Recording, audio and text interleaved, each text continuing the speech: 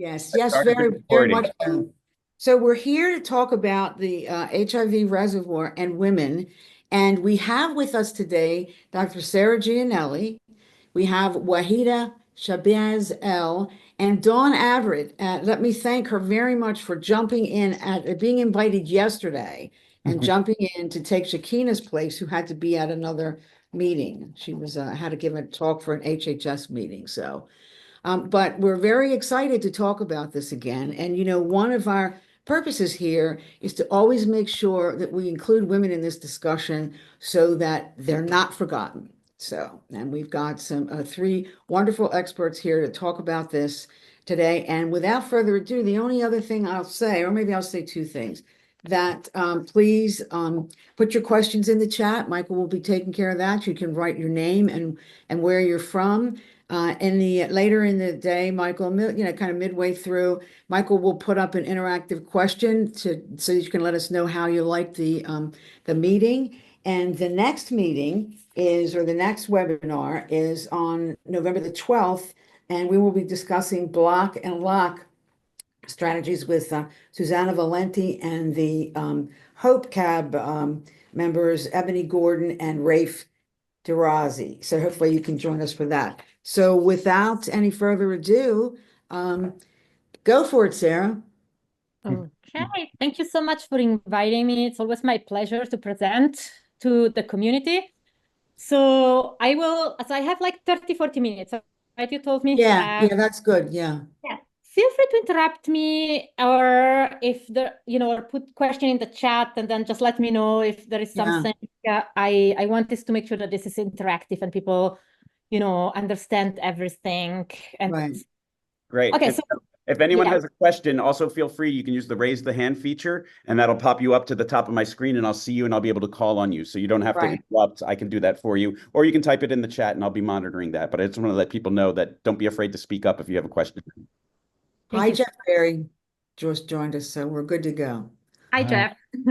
Okay, so women and HIV, it's one of my big passion, right? Like I have been, very involved in social justice in general, but really gender equity since a very long time, both in research, but also, outside of research. So again, this is something that I really deeply care about. So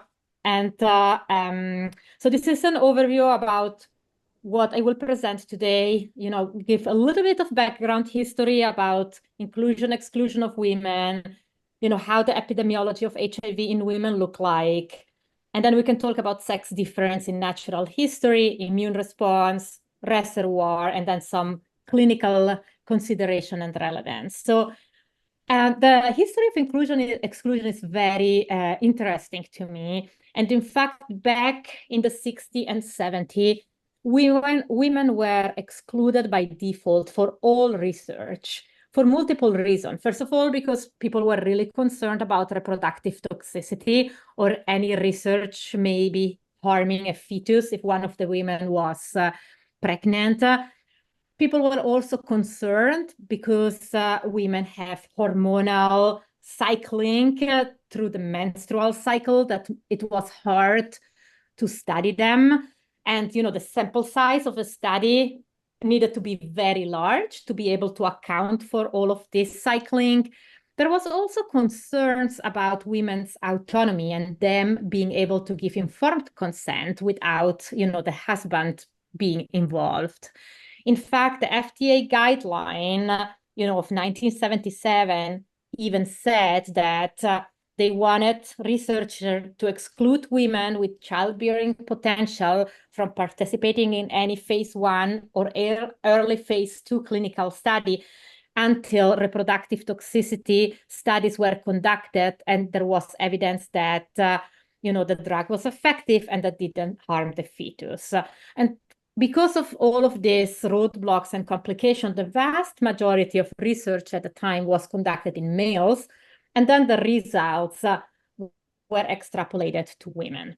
I don't know how much this was discussed in the US, but I remember when I was a little child in Germany, there was an episode that made the news because there was a drug that was called thalidomide, and it was used as a sleeping pill at the time without doing a lot of research, and it was prescribed to pregnant women. And now we know that thalidomide has side effects on fetuses. In fact, right now, thalidomide is used also in cancer research to cure or reduce some type of cancer. But there was a whole generation of kids that were born without limbs at the time. And that made the news, all of these thalidomide kids. And this is one of the reasons why people got so defensive and concerned, right? Because it was a big scandal and everyone was talking about it. And they were like, okay, we never can do something like this again. And so they went on the other extreme and they started excluding all women. And that was the case for many, many years until, in early 90, when finally people got together and realized that this was not okay, right? That women and men are different and we can't, just study men and assume everything is the same for women. And so there were committees, with ethicists and lawyers. They came together and they decided that was not okay. And then finally in 1993, the NIH, made a new rule, and they say that women and all minority must be included in clinical studies unless there is a strong scientific rationale for exclusion. And then 1 year later, in 1994, there was the Institute of Medicine report around women and health research. There was much more advocacy, the community stood up, and finally, that was the time where people realized that, that was not okay, that women needed to be included. But here we are, 30 years later. Yeah, that was the HIV community that did that in the 90s. Yeah, so I'm sure the HIV community played a big role in it, because the HIV community played a big role in every aspect that I can think of, like the advocacy work that was done, especially back in the 80s and 90s, was incredible and touched so many other aspects. But yes, HIV community has been amazing above and beyond HIV research. But so here we are 30 years later, still discussing about this, because obviously, they made some rule on paper, but not enough has been done to translate them to practice. And why is this important for HIV?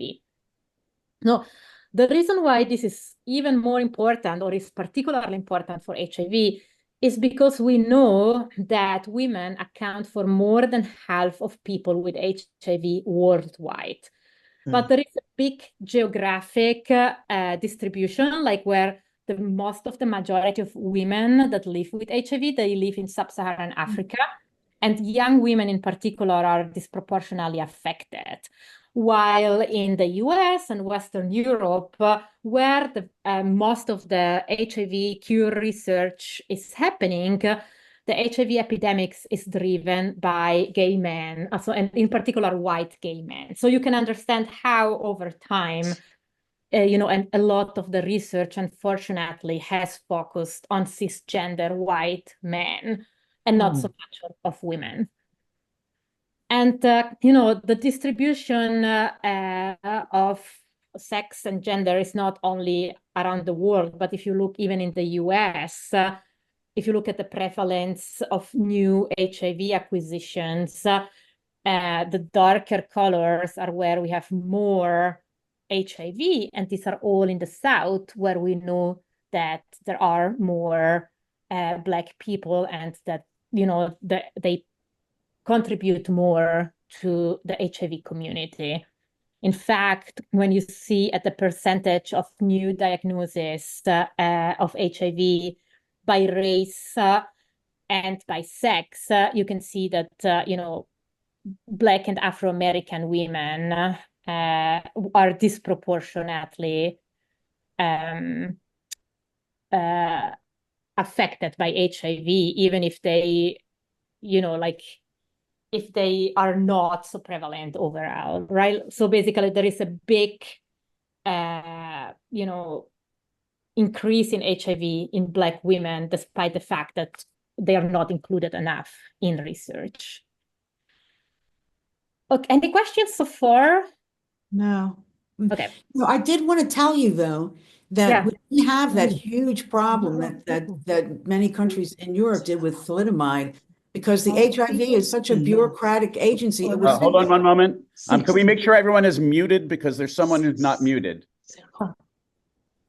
Yeah, Right. thank you. It was sitting on somebody's desk and it got stuck in the paperwork. So lucky for us, there was that bureaucratic snafu. Anyway, Yeah, that was another one of those, for your cesspool of knowledge facts. okay. I didn't know that, but yes, I think that was one time where it was good. It didn't make it to Yeah, the right, for change. Red tape was good. Yeah, I do remember my mom, like there was a few of her friends that had, like I still remember one of my mom's friends, she was missing 3 fingers. And my mom was always telling me that it was because of that thalidomide. So it was really a big scandal at the time. Yeah. Okay, so very early on, during the HIV epidemic, we started to realize that there was a difference between men and women. And let me just make it clear for the purpose of this presentation, when I talk about men and women, it's cisgender, men and women, and we will have to discuss that probably, another time. And I'm happy to do so. But right now, let's discuss about men and women assigned at birth. But basically, there was a very, like this paper was like early 80s, where people realized that viral load was already very different and that women had much lower viral load than men. You can see here, like women had 15,000, men 50,000. But despite the higher viral load in men, when you look at disease progression, this means how many years it will take for people to actually develop or, get some AIDS-defining events. They were exactly the same, right? So it looks like women can control the virus better, but they still progress in their disease. And this is a good example of why it's important to understand sex differences.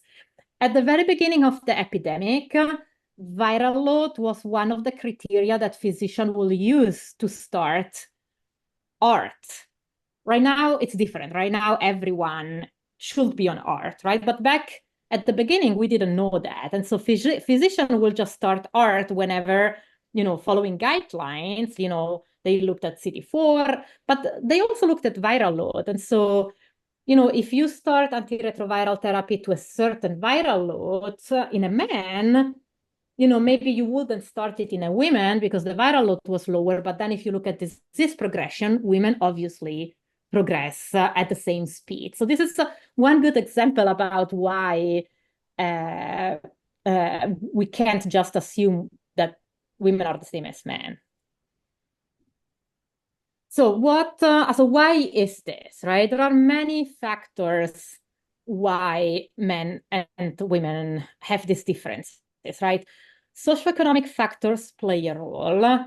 For example, women might have childcare problems, so they might not go to the doctor. They don't have access, especially, in some African country where, linkage to care is not so easy. And, they might have less symptoms or they pay less attention to symptoms. And I put this because it reminds me of my husband when he has a cold and me. And there are also more side effects from antiretroviral therapy. So there are definitely some socio-emotional, socioeconomic factors that play a role. And for the long time, everyone assumed that that was the case. But now we know that that's not the only, right? There are for sure also biological differences. And Eileen Scully, who has been studying this for a very long time, and she's a very close friend of mine, she wrote some reviews more than once, but here she listed what factors what biological factor could be at play when we discuss are at difference in HIV, right? You know, it could be drug penetration, it could be sex hormone, it could be genetic differences, it could be different in the immune phenotypes, it could be the microbiome, it could be body distribution of fat, right? There is a lot of biological differences that we will have to look at. So one of the main differences that people realize, and I know this figure is a little bit complicated, but I will try to explain it and you let me know if it's not clear. So it looks like HIV makes a much stronger immune response in women than men. And this is particularly true for interferon alpha. And interferon alpha is a way that the body has to fight virus. So it looks like women have the capability to basically produce more interferon alpha than men when they see a virus. And you can see, right, that's a good thing during acute HIV because it controls the virus. And this is why women tend to have lower viral load. But on the long run, when someone has a chronic, is dealing with chronic HIV, and they keep producing a lot of interferon over many, many years, it's damaging, right? We know that chronic immune activation, chronic inflammation is not good on the long run. So this immune response seems to be a double-edged sword in women, like good to control the virus, but maybe not so good on the long run.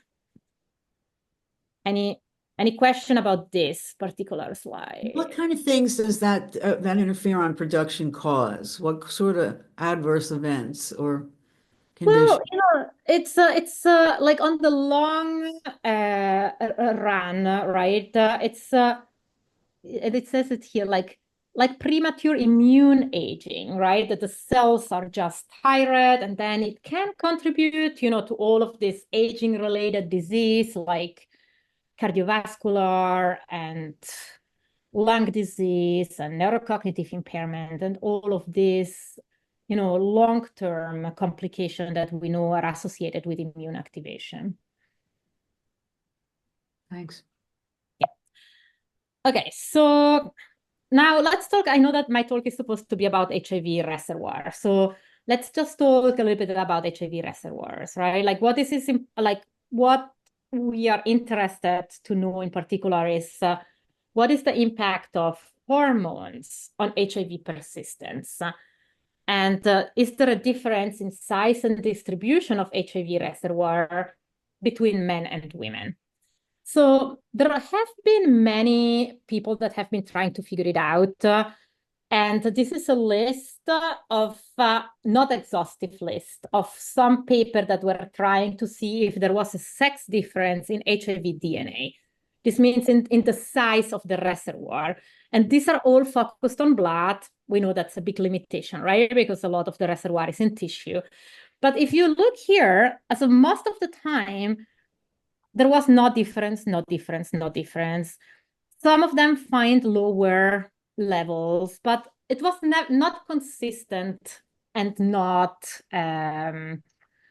convincing, right? But what everyone consistently was able to show is that women have higher level of cellular replication of the virus. This means that, you know, like even if the reservoir is the same size, it looks like the reservoir in women is less active. It, you know, it doesn't generate all of this RNA and protein that we know the reservoir can do, even in people that are on antiretroviral therapy. And here are, you know, you can see multiple people that overshow lower replication, lower cellular RNA, lower, yeah, this is kind of a consistent finding. And what, like the one paper that is, you know, the most important for me in the field is this paper from John Carn. And what he did, he was looking for any molecules that can interact with HIV replication, because he was trying to, develop kick and kill strategies. And so he wanted to see if there was any molecules in the human body that was interfering. And he was really surprised to realize that estrogen, which is, one of the main hormones that we find in female bodies, was actually really inhibiting HIV replication very strongly. If you look at this data, these are cells that are infected with HIV, and they were trying to kick the virus out of the cells, in a dish. So basically, they were kicking the virus out here, and then they were trying to kicking out after adding estrogen. And you see the difference here? So adding estrogen really decreased the ability to kick the virus out of the cells. So it looks like estrogen is really, blocking HIV replication. And what was even more interesting is that this effect was much stronger in women than men. Here is the same experiment with cells from a cisgender woman and here from a cisgender man. And after adding estrogen, there was basically no kick at all. Like in the men, it was reduced, but in the women, it was a big difference. So, this paper was super interesting to the field and really like eye-opening, because it looks like estradiol, which we know is the hormone that is much higher in women, especially, before menopause, seem to really affect the capability of HIV to replicate. And so maybe it's interfering with kick and kill strategies. Who knows, right? So any questions so far? No, none that appeared in the chat. Does anyone have a question? Michael, this was clear, you think? Yes. Interesting. Mark Wagner wrote something. He said, interesting that the intracellular viral RNA, yet lower viral load in women living with HIV. So is this just increase the storage? When women go through menopause, do we see a significant change?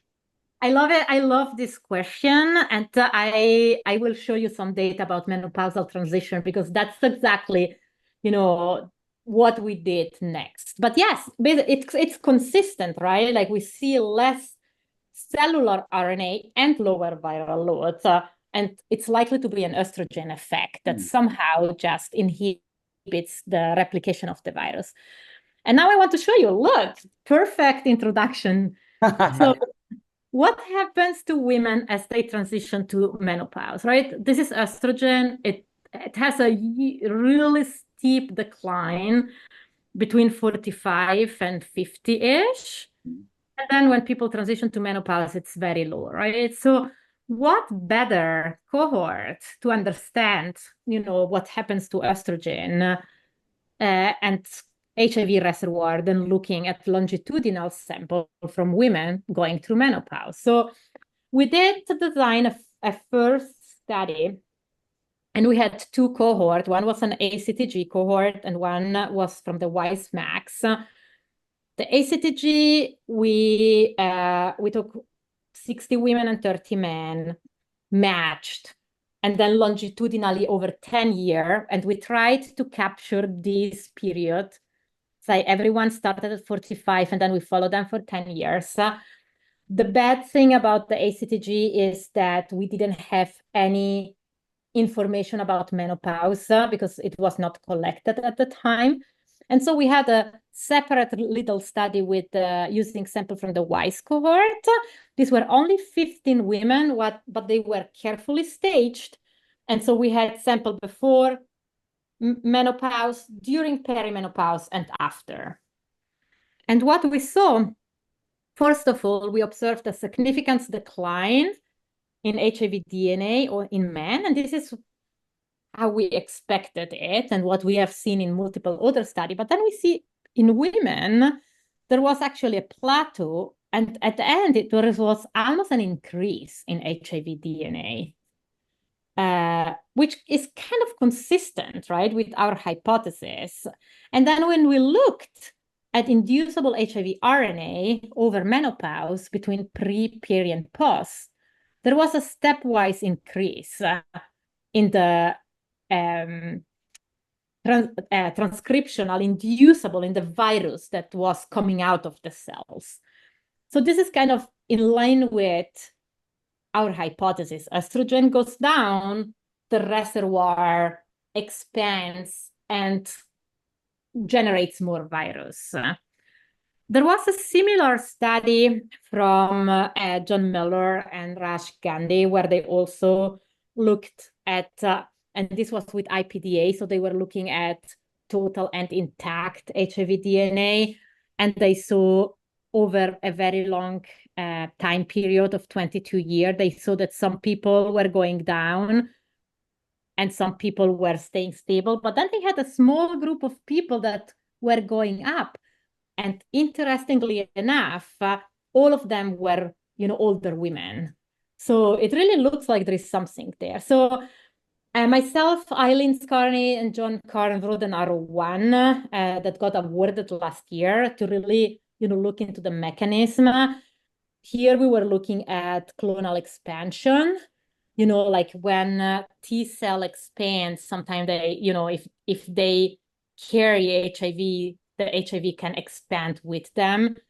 And here we were using an assay to look at clonality of the virus. And we can see that it looks like the reservoir is expanding over time. Again, these are sample pre, peri, and post-menopause. We also look at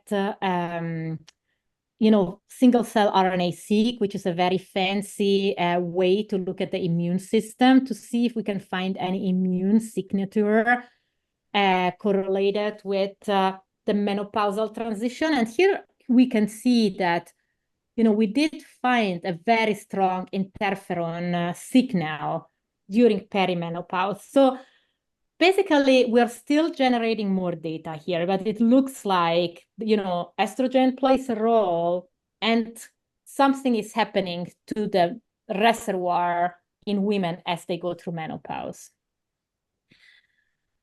And, there is quite a bit of work to be done here. And David, so we don't know yet, but I'm sure you are familiar with the HOT study that is being developed right now as part of the ACTG, which is exactly a randomized trial enrolling perimenopausal women, and they are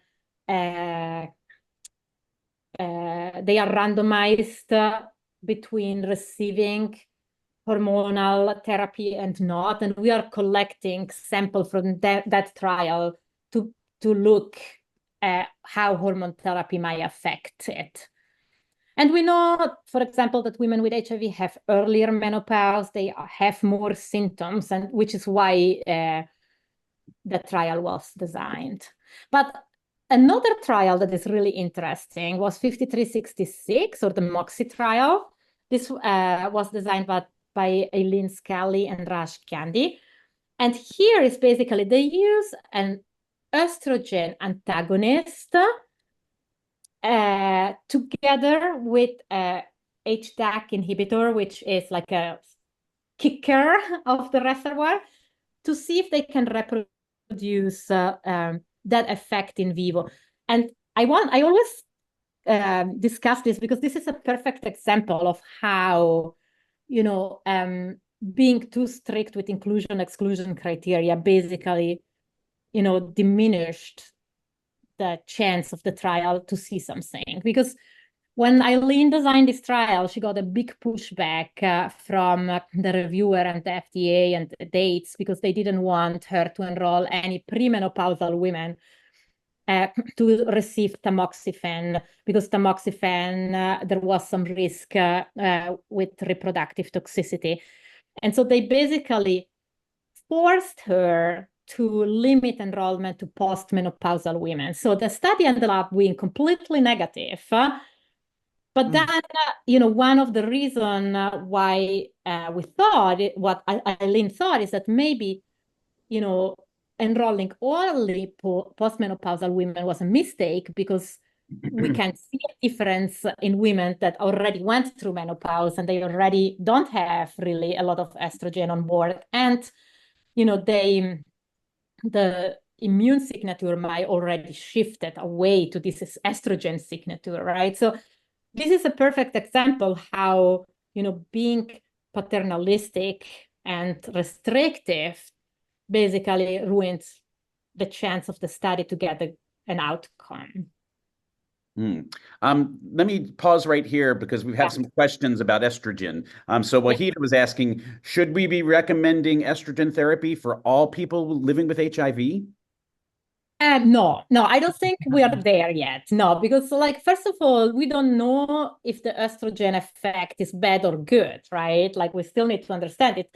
It reduces replication, but then also how I told you before, it reduces replication, but there is also some cost on the other side. So, and there are a lot of side effects that I think a lot of people might not want with estrogen therapy. So no, I think much more research needs to be done about who might take advantage of estrogen, but I don't think that we should say that everyone should take it. Okay, I have another question here, which was, does this mean that medication dosage is increased when estrogen levels go down to maintain low viral loads?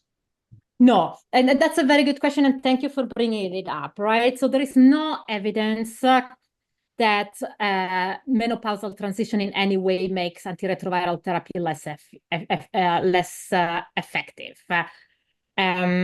What we are looking at right now is really HIV at the cellular level, but we have no evidence to show that, there is any viral failure. So it's a much more microscopic level, and the significance of it is not even known. Okay, great. Those are the only two questions that I can find. There was one about breast milk I saw fly by, Michael. I haven't seen that, but let's see. Oh, wait, here we go. Here's one. Was there anything seen in postmenopausal women on HRT versus not on HRT? Well, that's the one that I replied that, Right. This is a question that we would like to address with the HOT study, which is coming up. And lower estrogen level in early lactation affect transmission to baby. I am not sure about that. I think that, again, if somebody is on antiretroviral therapy and suppress U equal U is always the case. So I wouldn't worry about, there is no data about estrogen, messing up with U equal U or with your antiretroviral therapy. Richard sent us, I just checked and he's not on yet. He's going to be late because he had another call that he had to take as well. But he just sent us a paper today, and it's actually, just the abstract, I think. I mean, so far he doesn't have access to the whole thing, but when we get it, we can send it out. And let me just tell you what the result was, and then I can tell you who did it. He just got it today. To our knowledge, first report examining HIV reservoir in landscape in breast milk, women living with HIV with long-term viral suppression, and no evidence of intact or potentially replication-competent virus was found. And that was the same with the Esperanza patient, the exceptional lead controller, because they looked at both of them, and I think a negative control too. So, so far so good in that arena. Okay, yeah, that's good. I have a few more questions. I see that Raif asked if the mechanism is I think that at least partially understood. I think the estrogen receptor plays a role in it. But I know that Eileen is, that's one of Eileen Scully's focus, to try to understand even more the underlying mechanism and if there is a way that we can manipulate it. I think, the estrogen receptor is involved for sure. And that's as much as I know. And we had another question that came up, and here it is. This is so fascinating, they say. Yeah. I know you said the focus today is only on cisgender individuals, but I wanted to see if you know of any studies on this among trans women that you could share for us to read. So, and that's kind of the next step. I love it that they are kind of anticipating everything. They're making it so 5403, which is it's actually ongoing, and it's the first ACTG trial that only focuses on transgender women. And women are, everyone is off gender affirming care, and then they start an estradiol-based therapy. And then they have a standard titration as part of the study. And the outcome of the study is patient satisfaction and pharmaco interaction between antiretroviral therapy and estradiol. But we are collecting blood samples, and Eileen and myself submitted a grant, and we got a score at the second percentile, which means like it will get funded and we will be able to do all of this same study on transgender women. So we're just waiting to get the money. Great. Yeah. Okay, conclusion. And these are not my entire conclusion. I can keep going depending if I have time, but basically sex-based differences affect the natural history and immune pathogenesis of HIV and likely also affect HIV persistence. We still have a lot of work to do to understand exactly how sex hormone impact and what are the clinical consequences. And I think a lot of focus should be done in studying life transitions, like, for example, teenager year, menopause, pregnancy. And then obviously, only do more work on transgender women because, who take estrogen at the very high level for gender affirming care. And, probably the whole situation is different with them, right? Mm-hmm. So do you want me to stop? I don't know what else. I feel like it was already at least half an hour. Yeah, well, let's see. Did we answered most of the questions, Michael, right? Yes, I'm just taking a look, and yes, and someone said thank you for the answering the breastfeeding question. I'm just looking through. I think the mechanism question was answered. Yeah, for rape. I don't see. Does anyone have? Anybody else have any questions generally from the group? Raise your hand if you do. Should I keep going? Yeah. Sure, let's do it. So now I'm going a little bit into like what are our recommendations and what are the clinical implications. First of all, we do need to involve more women in research. And this is a somehow old study, but unfortunately not much has changed. Looking at how many women have been enrolled, in particular in HIV cure trial. And you can see the percentage is very low, like the median was about 10 to 11%.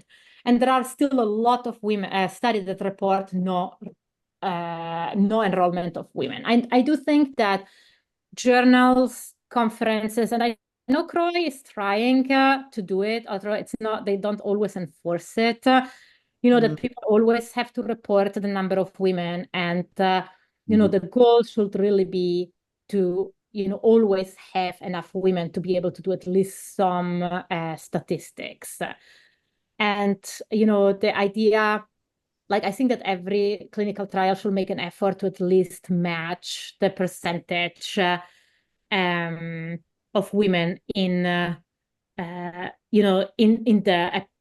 epidemics where they live in, right? Like, obviously it's hard for me in San Diego to design a study and have 50% women, but because we don't have that many women, but I should try to make an effort to enroll at least 15, 20%, which is, an estimate of how many women, or even a little bit more, live in San Diego, right? And we have been advocating, with conferences, journal, with the ACTG to try to be very clear with putting milestones for enrolling of women.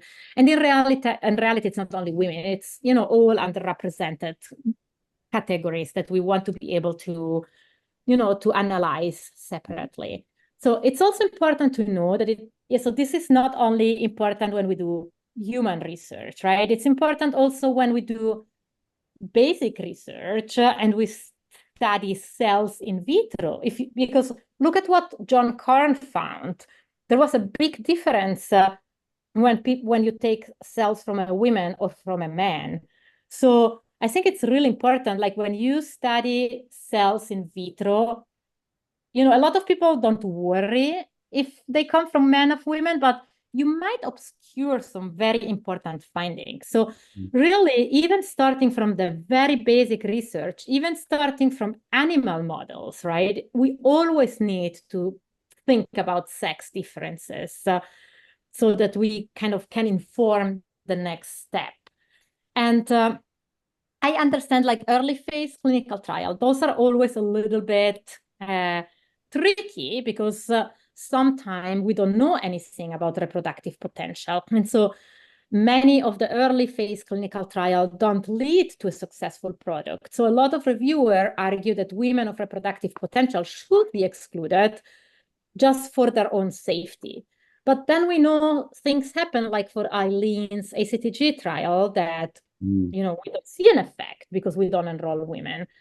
And often contraceptive requirements are so strict that nobody will want to enroll, right? So I think that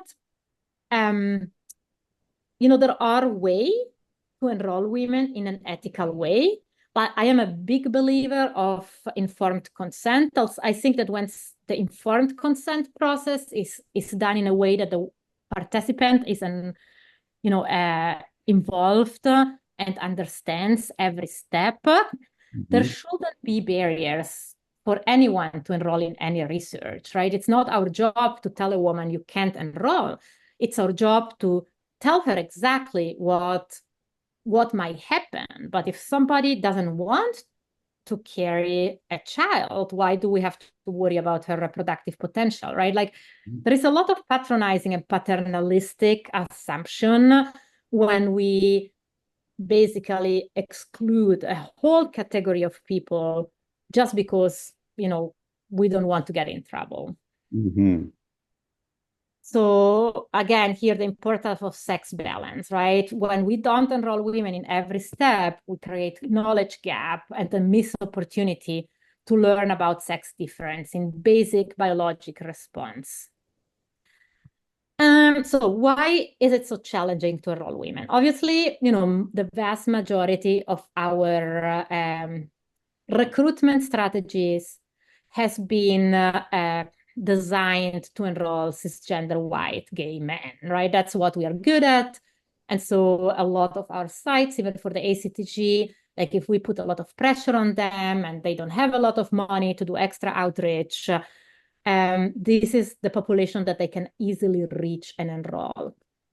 There are also other things we have to think about, right? When you enroll a woman that is premenopausal, we have to think about timing blood collection to the menstrual cycle, because the hormones might, change how, the biology looks like.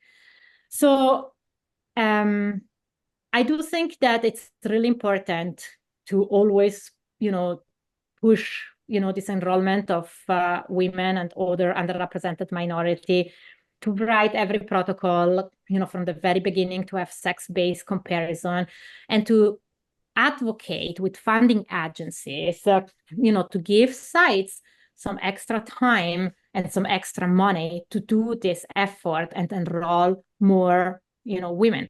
I want to tell you the story about 5403, which is, the transgender-only study. And we got a lot of pushback when we were designing it, because nobody in the ACTG was believing that we will be able to enroll 90 transgender women. And you know what? Like, it started in March, and like a month ago, this was like 5 months, we had to stop enrollment because we had 60 women on the waiting list. So I feel that, like, when teams do a thoughtful effort and involve the community and think it through, and when team answer questions that are important to the community, even women show up. Even Eileen Scully's ICTG trial enrolled in a heartbeat. So it's not true that it's hard. We just have to make the extra effort and try to reach out and answer questions that are important for women. And then we show up. Right. It's not hard, it's that we hardly do it. Yeah, there you go. Sara, 100 years ago, well, you have your ACTG trial numbers now, like 5,400.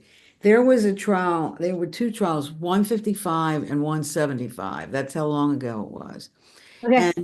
And they were for antiviral. There were antiviral trials, one for naive people and one for people that had already taken meds. So do you remember Connie Wolfson? Were you around in those days? Connie Wilson was the first doctor who was one of the first doctors involved in women. I mean, your energy reminds me of hers. She's gone now. She died from cancer, but she was made head of the women's committee, and she was all way off in the corner, you know. But what we did, you know, in those days, I was on the executive committee. Connie was on her committee. Mark Harrington was on what they used to call the acute infection committee, or what do they call it? And it wasn't acute, primary infection committee. So the three of us schemed it up, and you know, we ended up making the ACTG in those days mandate that they had to stop the enrollment until a certain percentage of women were enrolled. Now, I want to say that there, you know, people, everybody was like, oh, there's not enough women now because it's all men, and it hasn't been that many women that have seroconverted at this point because it was so early in the game. And I'm telling you, if you, like one of my chefs used to say, put it in green. If there's money for this, or if the drug company, for instance, says you've got to do this, all of a sudden they find women. So I should stop and leave this to Dawn, who I know, Dawn and Waheedah, who I'm sure can talk a lot about this. But it can be done, you know. It's just not it's not rocket science. It's just labor intensive work. Yeah, and I totally agree. And I do have to say that even better, because this is what we were trying to do with one of my trials, to stop enrollment and then, you know, force people to enroll women. But you know what is, you know, one of the problems that I see with that is that this is what happened with 53-55, right? We enrolled all the men, and then we had the top enrolling sites enrolling all of the white men, right? And then when we said, okay, now we only want the women, you know, you have a few sites in the South that are able to enroll women, and then you end up with a huge difference in race, which, you know, is not really good. Then you have all the white men and all of the Black women, and then it's hard to disentangle, you know, all the socio-economics and race-related factors. So this is why an even better approach, which is what we tried to do with 53-83, and I think everyone hated us at the ACTG, that every site got 2 slots for a man and 1 slot for a woman. And they will not get any more man slots until they didn't enroll a women. So that was our attempt to try to distribute the women across, you know, the US. It's the same thing. It's just more directed, but it's just making them do it is what. Yeah, I see it. Well, I wanted to, like, I have a few papers that I wanted to kind of publicize. This is a community call for action, which Danielle Campbell wrote a few years ago, and J8, where we give very detailed, you know, recommendation on how to increase enrollment of women in HIV cure-related research. And then there's another one, which is with Karine Dubé, who's done a lot of fantastic work, not only in the US, but also in South Africa and all across Africa, actually, with women and HIV. But this is more a qualitative interview where she interviewed participants, provider, and community advocate, and like try to find what are the barriers. And then there is another one, which I highly recommend. And this calls about it kind of reinventing the concept of vulnerability in biomedical research and how the community of people living with HIV have really reshaped vulnerability, right? And I'm talking early on in the epidemics when the FDA was trying to, you know, basically prevent the community to have access to antiretroviral therapy because they were worried about side effects, while a lot of people were dying without any, you know, any options. Like the community really fought strongly, you know, to get access. And I didn't know that, but when we did this research, like gay men were considered vulnerable, you know, not too long ago. So, and what we were kind of arguing in this paper is that, you know, vulnerability should not be an excuse to prevent people to be able to contribute to research, right? Like vulnerability is just a way for us to know that these people might need extra attention. But it's important when we approach a vulnerable population, which I don't even like that word. Like, this is just, we need to talk with community leader and see what are the priorities and how can we make research safe for this population. So vulnerability shouldn't be an excuse to just add layers of exclusion to every clinical trial. So like, it's a very short read. It's like a page. I highly recommend it. And do you have the name of that again? Because I couldn't find it. This paper? Yeah, the paper that you're talking about. Put it on there. This is here on the In the chat? slides. Oh, your slides. Yeah, I see you're online. Can you drop the PDF in the chat? Yes, that's what I was. Yeah, that's what he's doing. That's what I'm why going to you do. didn't see this one because he's putting the other ones in as you're talking. Yeah. Right. I didn't see that you had a slide. That's my fault. Yeah. I was just. No, don't worry. And then again, as I said, like. Wait, could you go back to that slide? I just need to type more of the title in biomedical research. Okay, go ahead. Go ahead. Sorry. I'm not a quick typist. Yeah, no worry. And then, a similar consideration should be made about transgender women, or technically all transgender communities. And, we need to study them more to understand how gender affirming care impacts all sorts of HIV. And this is something that, we will be studying. Okay, and so that was it. So we cannot all succeed. Yeah, I just wanted to remind people too that Shakina, who is a good friend of ours, is a transgender woman who was supposed to be on the call today, but got called away for something else. So we did plan to have her discuss some of this stuff.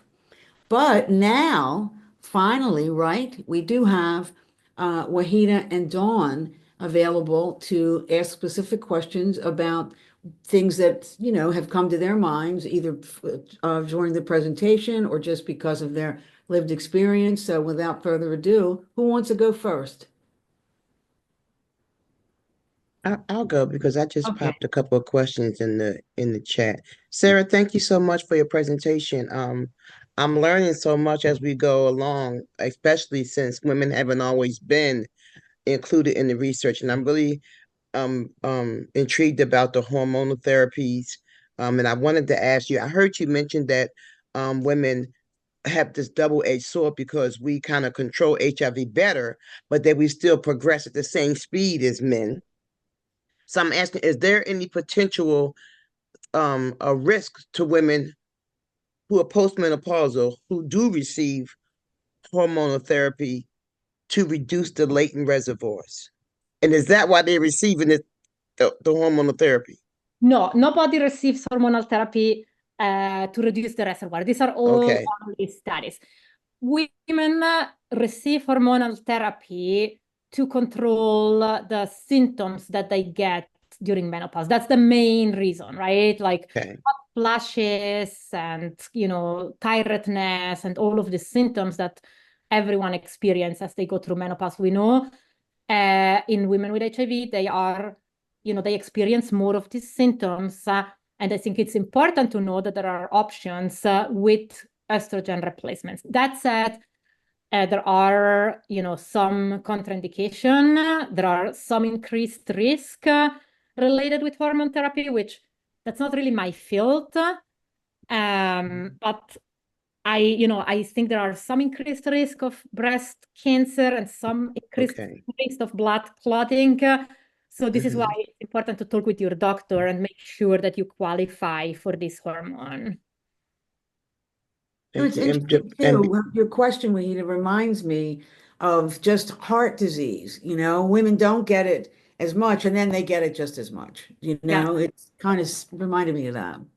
And that's why I think estrogen replacement is such personalized choice, right? Because, for example, if somebody has a history of breast cancer or a history of clotting disease, usually, they will be advised against starting hormone. But on the other side, there are like the symptoms, people can be miserable, right? When they go through menopause. So like,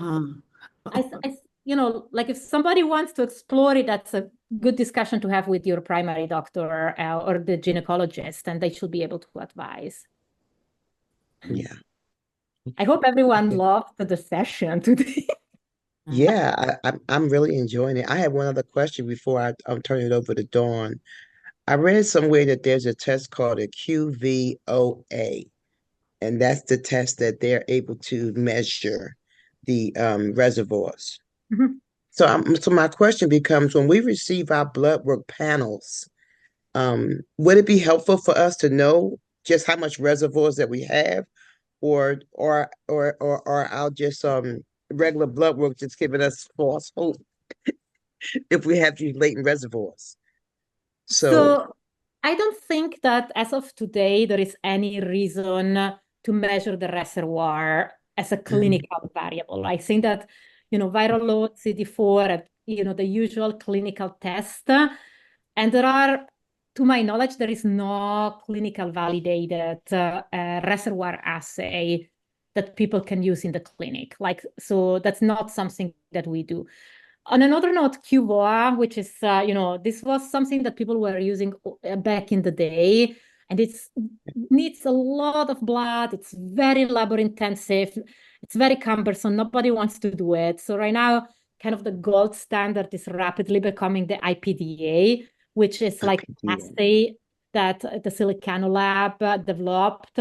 And almost every clinical trial right now is using IPDA and has, you need very little blood, and it's done like in a few hours. So I will say that there is not a lot of people back in the field that do QVOA. Thanks God. Yes. Thank you for that. But that study, that breast milk study, said that there was no replicating virus. So, in a patient that was had no viral load for a long time, or the person that was the exceptional lead controller. So I think you're good to go at this point with the tests that we use. And Sara, we have a request for that vulnerability paper. If you could get it for us, because it's behind a firewall and I can't access it. Even University of Washington doesn't give me access. So if you can, I mean, whether you do it now or if you do it later, and I can send it out when we send out the link. Yeah, that'd be great. I would love to have that. I thought that Karina was on the call, and Karina, do you have it? Are you still with us? She may have gone. I saw her name too, Sara. So let's see if she's still here. I don't know if she still is. I'm still here. Maybe she double. Are you asking about Lade or somebody else? No, Karina's on. Or at least yes. Karina, are you still here? I am. No, it's a different Karina Dubay. She said she can send it after the call. Okay, great. Thank you. Otherwise, I can send it to I just need to find it, and she's more organized than I am. So she's the most organized person in the world. I know, and I am organized in some stuff, but not with data. I am so bad with data files, and so I have accounts everywhere. So, so Dawn. Well, first of all, I want to say to Sara, thank you very much. It's always validating when somebody kind of lays out the whole history and the trajectory that we've been on and trying for decades to make sure that women participate in studies and that we get the answers that we need. So thank you for that. I think that we've hit on the fact that there are a couple of studies that might help to answer some of the questions about endogenous versus exogenous hormones and whether or not hormone replacement therapy might actually be beneficial for postmenopausal women.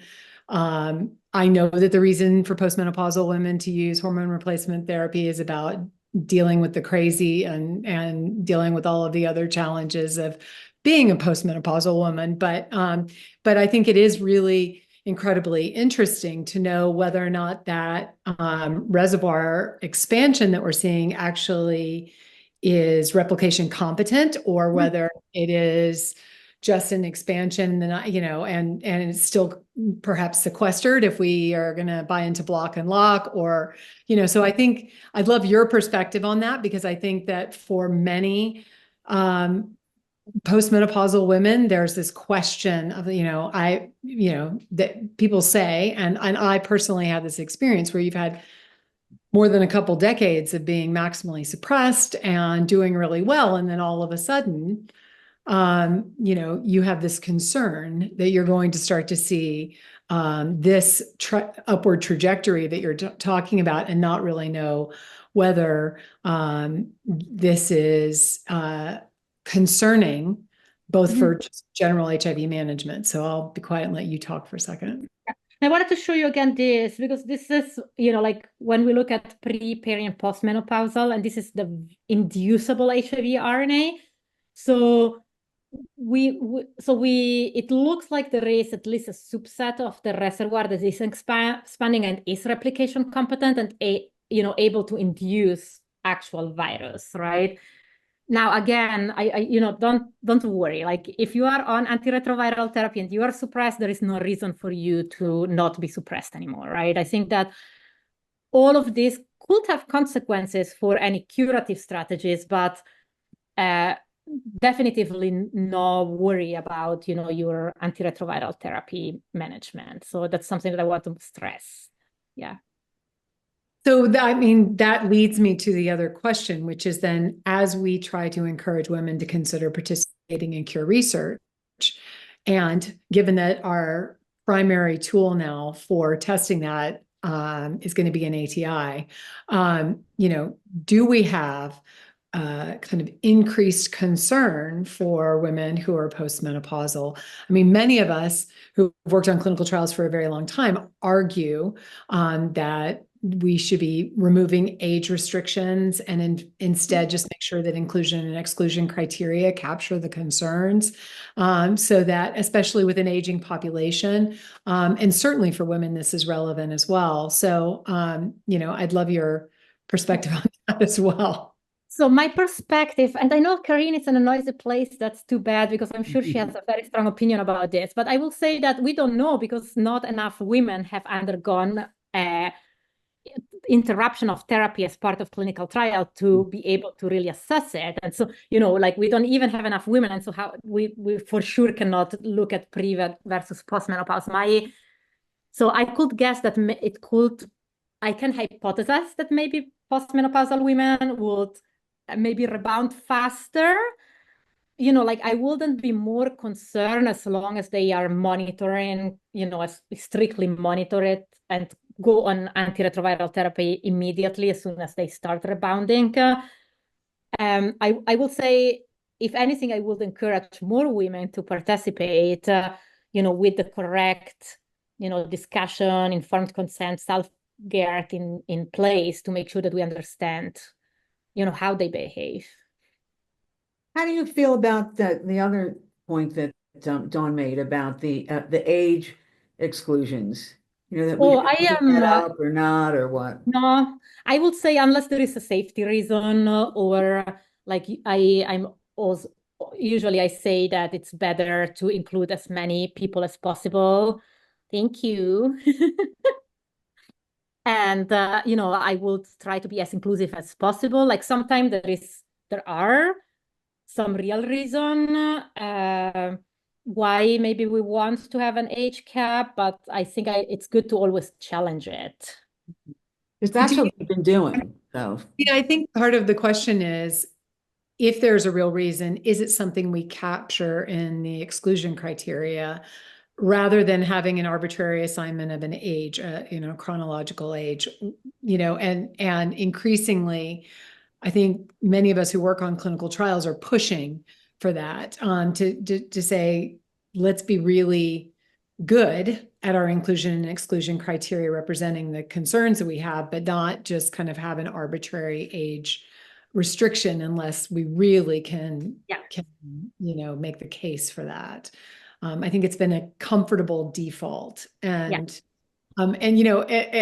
this, of course, leads right into the conversation about women's participation in clinical trials, which many of you know I will talk about indefinitely. So I won't do that to you today at the close of this call, but I do want to kind of challenge us all to begin to shift the narrative around how difficult it is to enroll women in clinical research.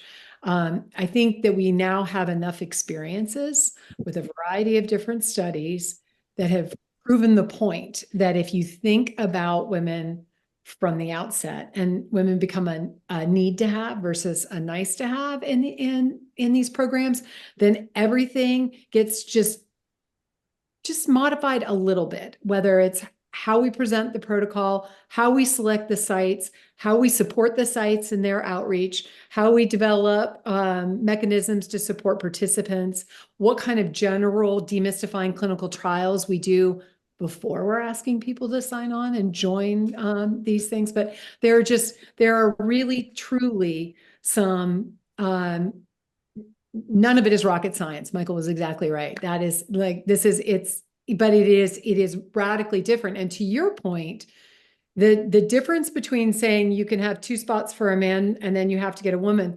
forces the site to think differently about how they do pre-screening, who they reach out to, where they partner. And that is entirely different than, fill up your coffers and then, oh, by the way, at the end, at the 11th hour, we need you to find, 2 or 3 women to stick into the mix, which is historically the way it's been done in a lot of settings. So, I mean, I think we need to be real about this too. I mean, it's easier to enroll men. It's easier to keep men. They have less problems in their lives as far as no children and everything that goes with that. And, they're not the caretakers usually. The drug companies, since I've started doing this 38 years ago, would rather have the men because the argument always was, well, we can get these trials done faster, and that means they can make more money sooner. That's what that means, okay?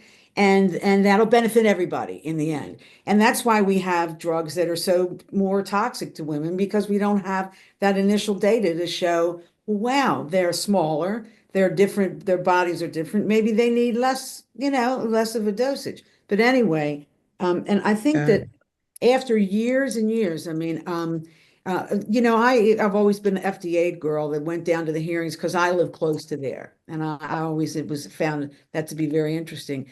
And, we screamed at companies for years and years and years, and some of them have really changed about this. I mean, Dawn, it only took 25 years, right?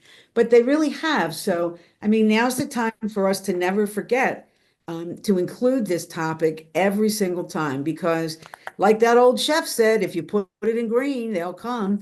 If the sponsor tells you have to do this, they'll find people. So again, not rocket science. So and I would just like to add, one of the problems we just talked about it pretty much. One of the problems of getting women to be in clinical trials, I think it needs to be a better pre-screening of just who's dependent on them, right? Because women, they have so many people dependent on them. We don't want to be able to not show up for the people who depend on us to be there for them, right? So, and we just can't afford to be sick. We just can't afford to not be present for those many family members or extended family members, who are dependent, on us. And I think that needs to be a part of the pre-screening. And how do we support the people that the woman's supporting? How do we make her know that her troop is going to be okay if she participates in this study? Because there's just a lot. There's just so many dynamics to being a woman, and how we prioritize things. And ourself is not one of the main priorities. Our main priorities are the people who depend on us. Dawn, you want to talk about the GRACE study? I mean, the GRACE study, it's the same, that's still relevant today. They got a lot of women in, but then they couldn't keep them in. So it's not just enrollment, it's retention. Maybe you can talk about some of the things they did, some of the support, sorts of mechanisms that were used. Yeah, I mean, I certainly could, but I want to say this, because as I am beating the drum about how we should make it possible for women to participate in studies. I want to be absolutely clear that being in clinical trials is not for everyone.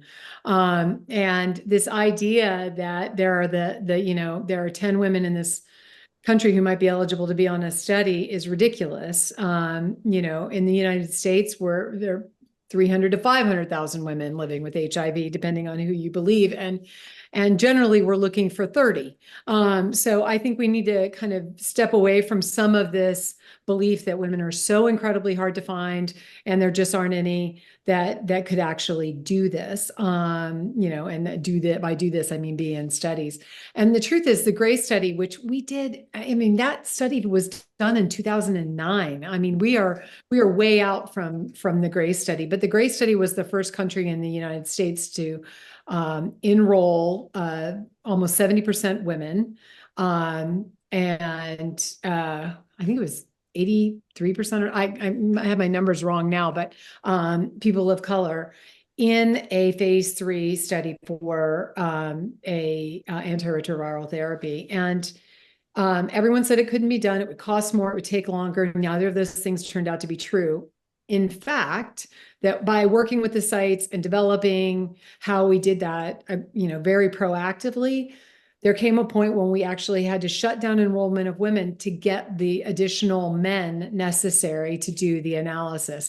And, which blew everyone's mind. And I very naively thought, well, we'll show them how to do it and then it'll just always be done. And what we've discovered is, in fact, a lot of people said, wow, that was really great and a total anomaly. And so, we continue to have to kind of visit how to do some of this stuff. And, there's lots of complexity. Waheedah is absolutely right. This is, life is complex across the board. And for many women, it's way too complex to be in a study, but we should have that choice. We should be offered the opportunity. It should be made possible and feasible for women to participate. And that, I think, is where the rub is. And so thank you, Michael, you are like the world's greatest librarian. I hope that shows up. Yeah, when you speak out, I was like, oh my gosh, I need access to all of these things. Yeah, and if any of these links that people try to download and you don't have the access to it, and there's no PDF that you can download, just give me a heads up and I will definitely get it downloaded. So when I email out the link with the videos, I will include those papers so everyone can get them, because I'm a Robin Hood when it comes to research journal articles. I think that we should be robbing from them and giving them to the community. I mean, they're the one people who don't ever get to read those things and they're important. So just another reframing. We don't have to rob from them. I'm pretty mad about we paid for it. Yeah. The community. So no, the community call that we brought with Danielle, we actually paid to make it open access because she really advocated that we wanted the community to be able to read it, but it was like $4,000. So they're crazy. We did the same thing for with Corinne when we were doing our gene therapy study and the acceptability studies, just because you wanted to be there. So you pay a lot of money. They really make it hard. Well, I think this is one of the things that's one of the great mistakes of how we've done trials historically, which is that participants often don't even know what happens in the studies, and we don't do a good job of making the information. I mean, you're a lot more invested in something if you kind of see where it went, even if you can't have your specific data, but you can kind of see that there was a point to it all. Even if the results aren't good, they're still learning. And so I think that we all have a little bit, from my perspective, and maybe this is just because I'm older than the dirt at this point and have been doing this forever. But, I sort of feel like we all have some work to do around kind of reshaping how people think about what it means to be a partner, not just a participant, but a partner in research, and what that partnership looks like. I think from the side of somebody who is choosing to volunteer and participate in a study, which I have done a number of times now, I want to be viewed as an important part of the team in learning what we're going to learn, whatever that is. And And I think that we can do some really important work around that, because I don't think, honestly, most investigators aren't trained that way. And I don't think that they're bad people. I just think that they haven't thought about it from that perspective. I mean, the reality is, no matter who you are and no matter what you're dealing with, it sucks to be a patient. Whatever the thing. idea that you're a partner is really, I mean, so many things we've learned from years of doing this, that we've been trying to incorporate all this stuff in cure research, like exit interviews, like making sure people get information. I mean, how rude is that for somebody to go through all that for you, and then you don't even bother to let them know what happened? It's really kind of nuts. The other thing that I want to say, I spent some time many years ago at Hopkins trying to figure out, well, what's going on here? I mean, I know there are plenty of women here. Why aren't the T's getting crossed or the connections being made? And it's the same sort of thing as happens with men of color. In other words, they just don't have access to the information. Okay. I mean, Hopkins is a big place. Gynecology is over here. Infectious diseases is over there. And and the head of gynecology is a good friend of mine and an HIV doc. And she's like, well, she's talking about going on trips with the HIV people, but not connecting what they're all doing together. So it was insanity. You know what I mean? So I think we helped do that. But she was like, well, I think there are some women that ask about stuff, but then put a flyer up for Christ's sake. How hard is that? But anyway, it's community engagement is really, really important, and the messenger does matter, right? And so that we used to have a group called PROG, the Prevention Research Advocacy Working Group, and we would barge into meetings where investigators were, and it was clearly saying on the door, closed meeting, but we were going anyway. Stem Vermont from HPTN, he invited us in, at the higher level, but we would go in and we would be there, and they would just question, why are you there? Why are you here? Why are you here? And we would say, we're living with HIV, we're community members, we're here to represent our community.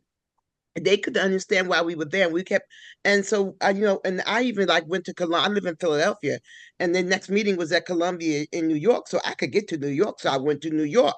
So here I am again, and then they asked me, "What is your area of expertise? Why do you keep showing up?" And I keep saying, "Hey, listen, I'm a person living with HIV. I'm here to represent my community. I want to know what questions you're trying to ask with these studies. I need to be in the room. I need to know what it is that the information you're trying to get."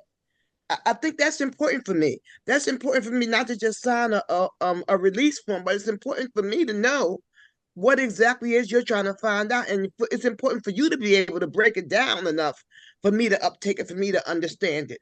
I want to be seen. I want to be heard. I want to be valued. People living with HIV live with stigma, lots and lots of stigma, right? And they want to know that they're being humanized. And this has to be a humanizing experience for people living with HIV, for us to take that leap of faith, right?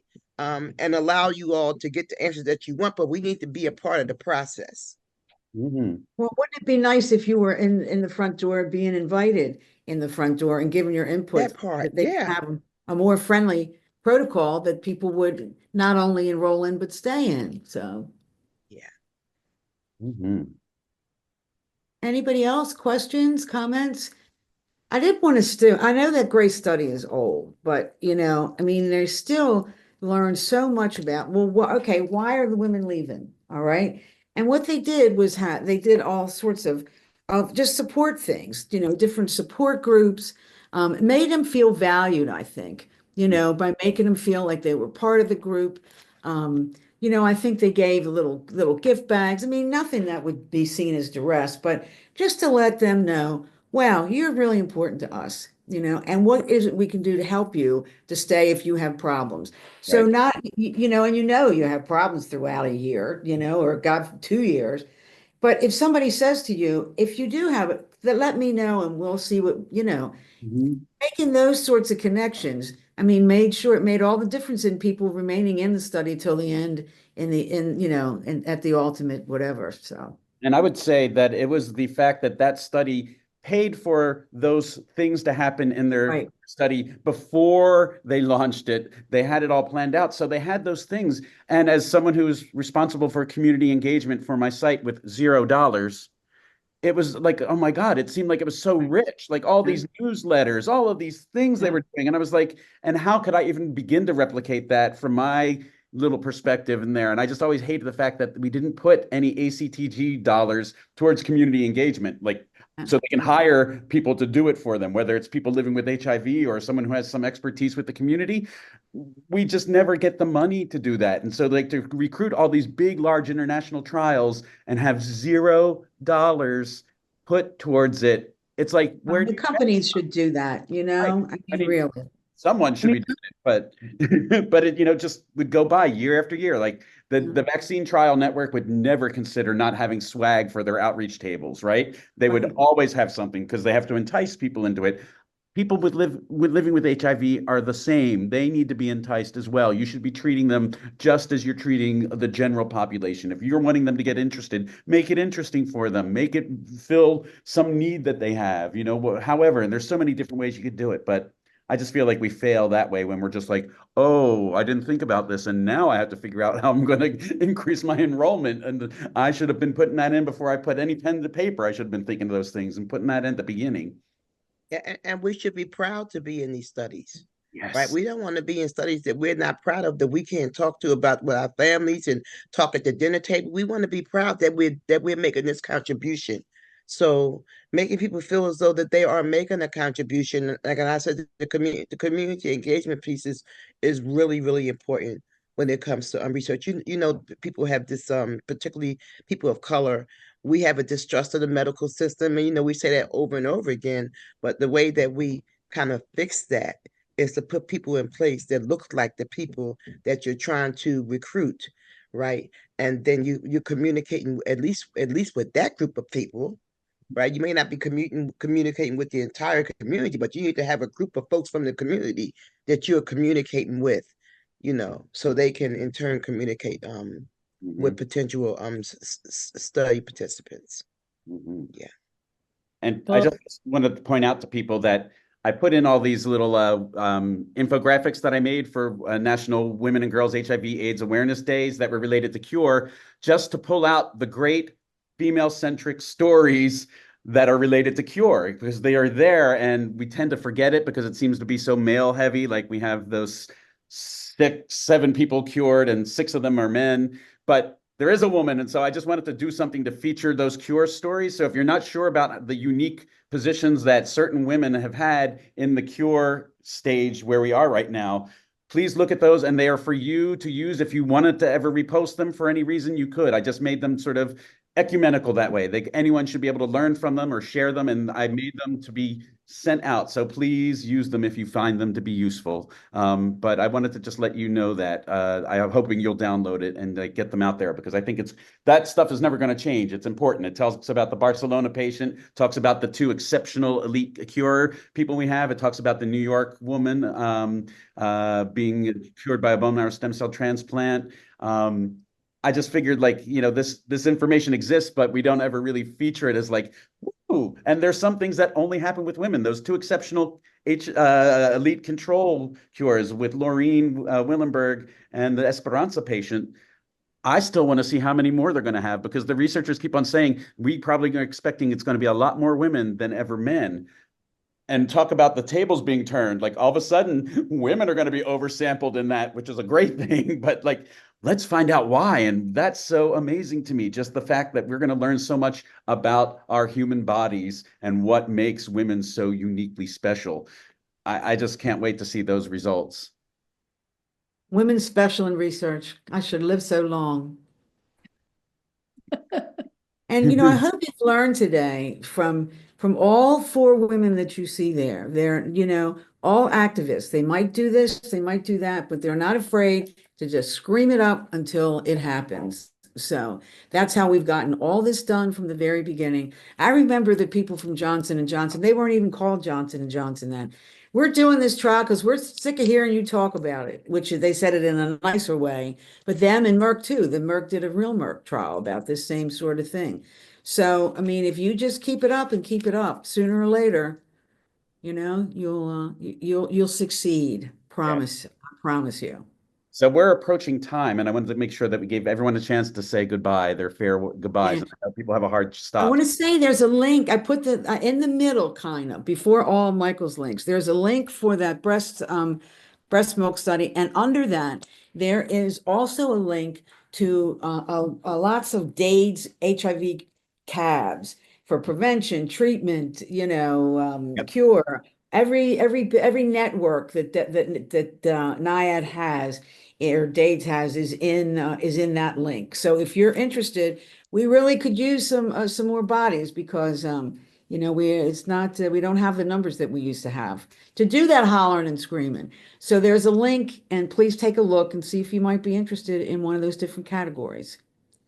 And I just Thank reshared you. it. Yeah, thank you all for joining us.